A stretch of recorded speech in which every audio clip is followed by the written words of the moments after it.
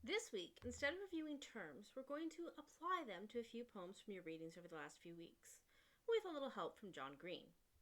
Green's series, Crash Course Literature, offers a closer look at three authors from distinct periods and styles: William Shakespeare, Emily Dickinson, and Langston Hughes.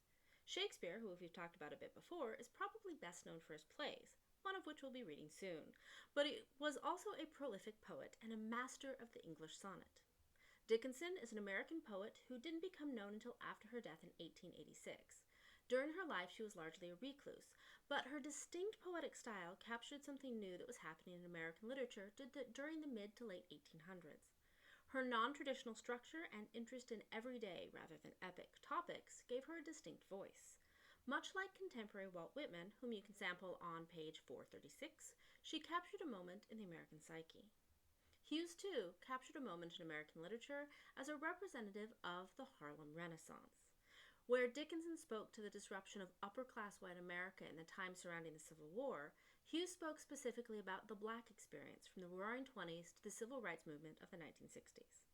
As you watch Green's discussion of these poets, consider how the elements you've read about in the past few weeks — voice, word choice, language, imagery, sound, and form — are being used distinctly by each of these authors.